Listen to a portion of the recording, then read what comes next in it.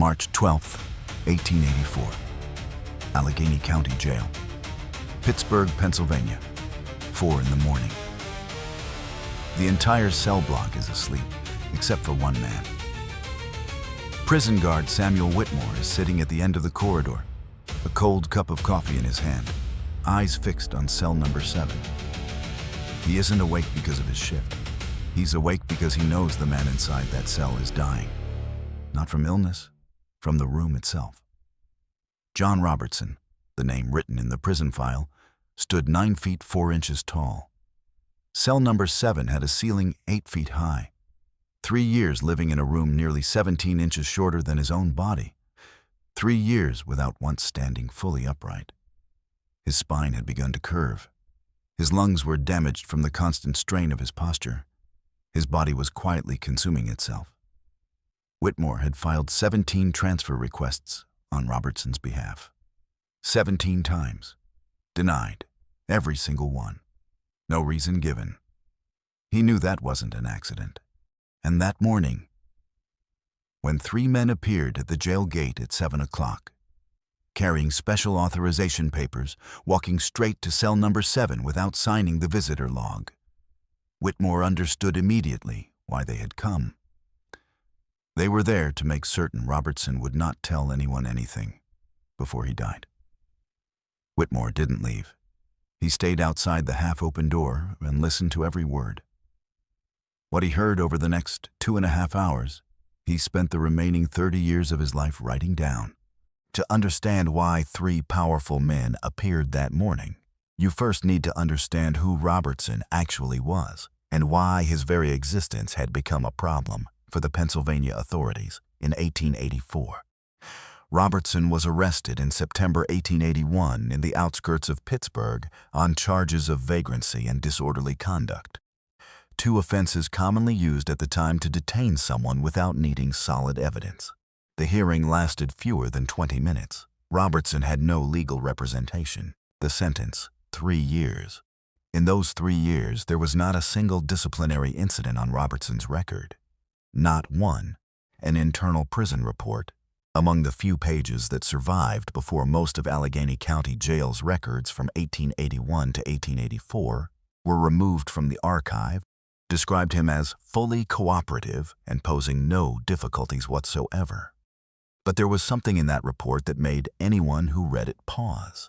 In the bottom corner of the 3rd page, written by hand in a different ink from the rest, almost certainly added later by the warden himself, was a single short line. Subject is not to have contact with the press or any visitor not on the approved list.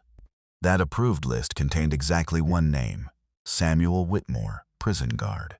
No family, no lawyer, no priest, no doctor of his own choosing, no journalist, no one, just Whitmore. And that, according to Whitmore's journals, was not by accident. Whitmore had been selected precisely because he was the least likely person anyone would believe. A poor veteran with no formal education, no political connections, no standing. If he ever repeated anything Robertson told him, he would be dismissed as a liar or worse, as a madman. It was a perfect containment plan. Except for one thing. No one anticipated that Whitmore would write everything down and keep it for 30 years. On the morning of March 12, 3 men arrived at the jail gate at 7:15. They came in a private coach, not the standard government vehicle used by state officials according to the gate guard's shift notes.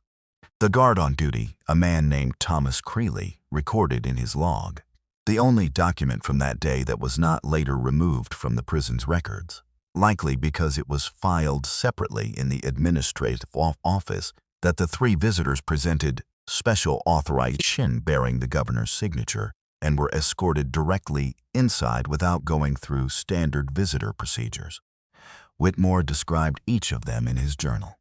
The first he called the man in the gray vest. This was Gerald Harmon, Pennsylvania's Deputy Secretary of the Interior, whose face Whitmore recognized from a photograph in the Pittsburgh Gazette several months earlier.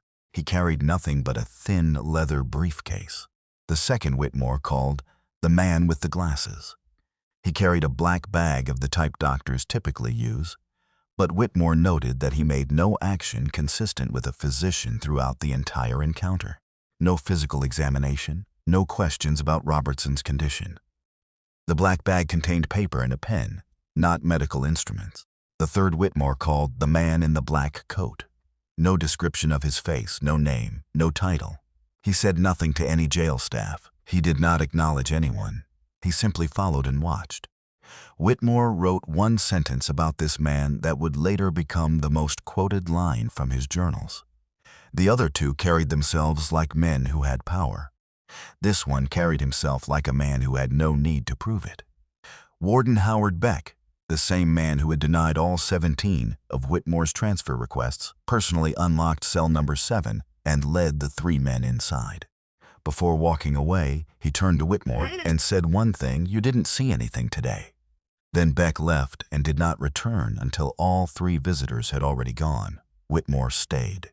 The door to cell number 7 was not locked from the inside. It was only pulled shut, leaving just enough of a gap that Whitmore, standing half a step away, could hear every word spoken within.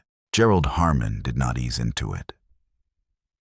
His opening words, as recorded by Whitmore, were, "We know your real name is not Robertson.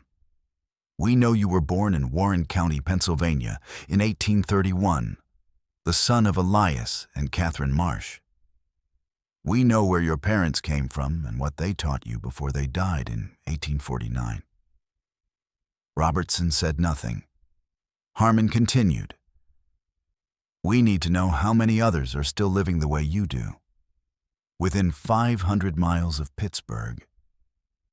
Robertson asked a single question in return. "To what end?" Harmon said the government wanted to ensure those individuals were being properly cared for, that they would not be subjected to the same conditions Robertson had endured. Robertson didn't pause. "You keep me in this room for 3 years, and now you come to speak to me about proper care?" Harmon redirected.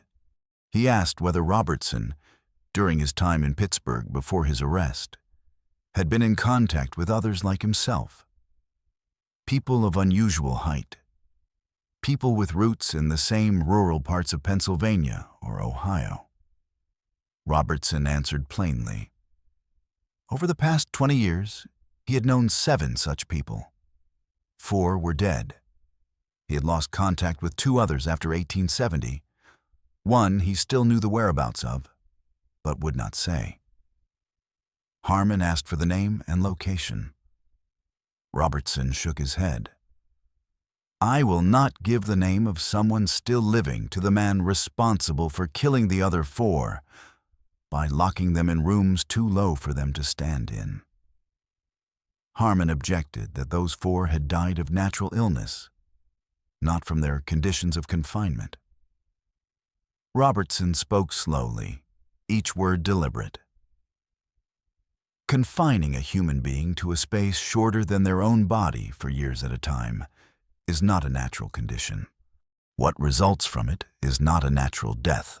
That was when the man with the glasses stepped forward for the first time. His voice was entirely unlike Harmon's.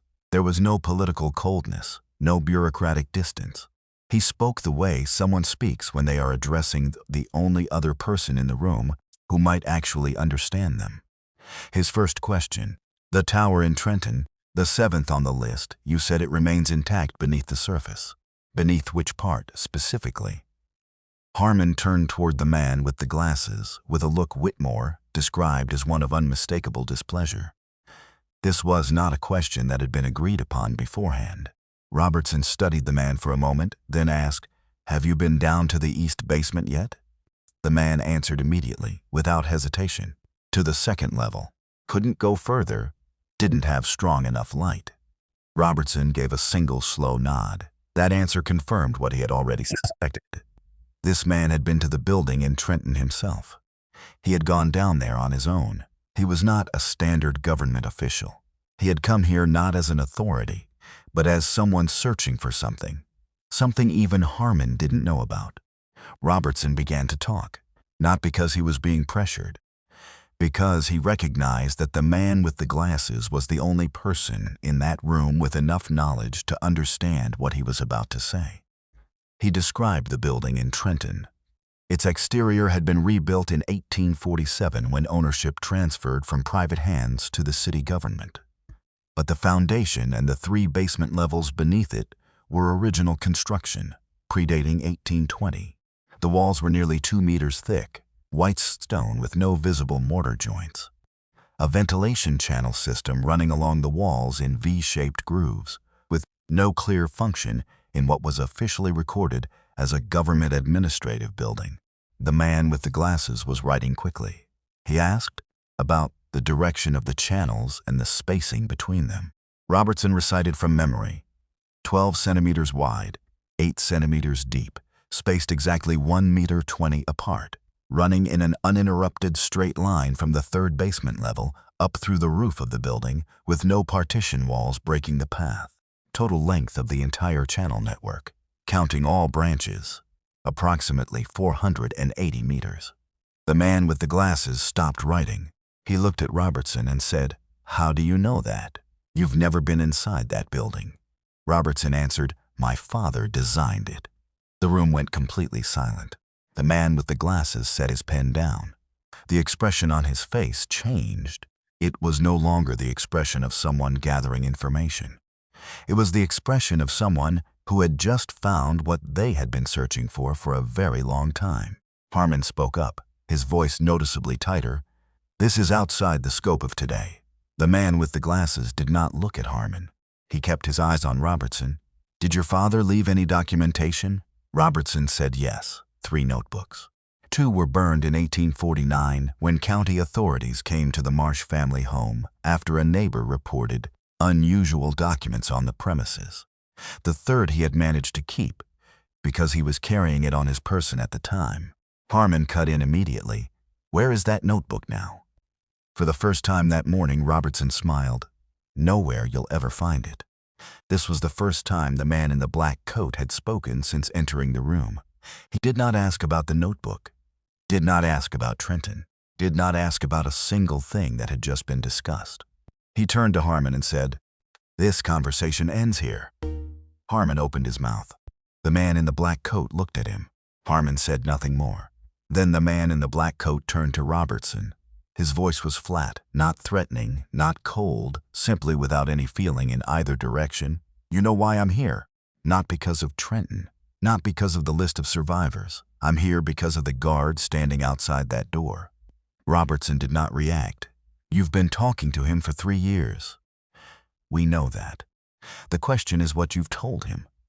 Robertson answered with a single word, "Everything." The man in the black coat nodded, unsurprised, as though the answer changed none of his calculations. "Then the guard out there is carrying a complete picture in his head. The question is no longer whether you should have said what you said. The question is what happens next to that man." Robertson held the man's gaze. "If anything happens to Whitmore, my father's notebook will no longer be where I've hidden it." The man in the black coat was still for several seconds. Then, "You're bargaining with something you'll have no control over in a matter of days." "No," Robertson said. "I'm bargaining with something whose location you don't know, and the only person who can lead you to it is the man you just named." Standing outside the door, Whitmore understood it in that moment. 3 years of Robertson telling him why things had not simply been loneliness. It had not simply been the need for someone to listen. Robertson had calculated from the beginning that a day like this one would come, and he had deliberately made Whitmore the holder of the one piece of information these men still needed. Not because Whitmore could do anything with it, but because it made Whitmore necessary to keep alive. The man in the black coat turned his gaze toward the door, toward where Whitmore was standing, and spoke just loudly enough to be heard clearly through the gap.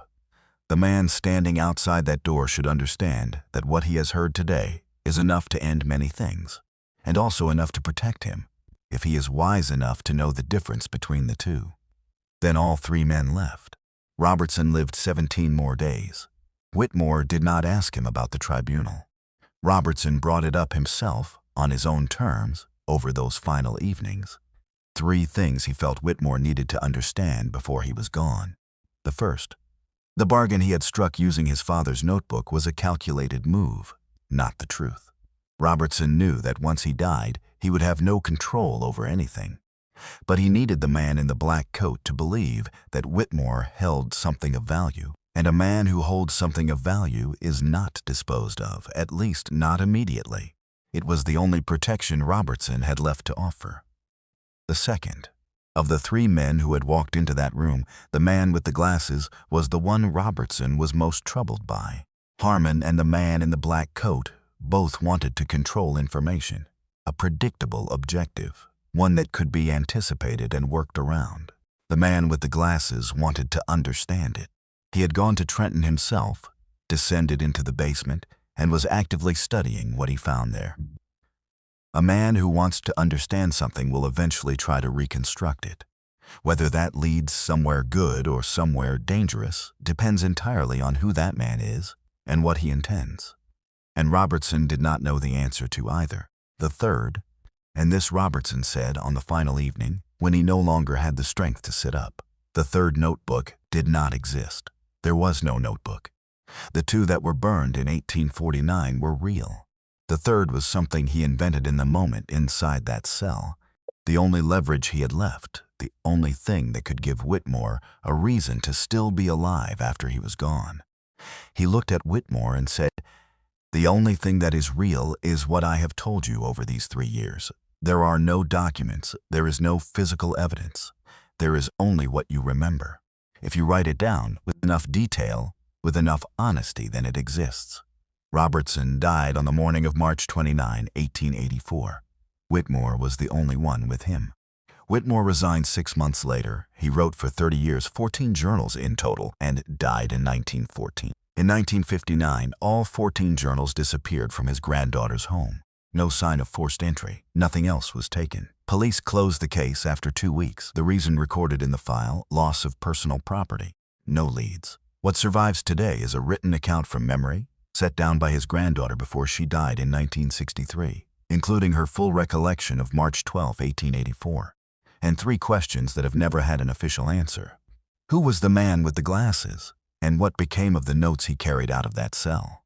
The building in Trenton that Robertson described, with its thick white stone basement walls, its precisely measured ventilation channels, its 2 subterranean levels that a stranger had already partially explored. Which building is it today? Does it still stand? And the final question, the one that sits beneath all the others. The man in the black coat knew Whitmore was outside that door from the very beginning. He knew. The tribunal unfolded with Whitmore present not because they failed to notice him, but because they wanted him there. The question is, which parts did they want him to hear?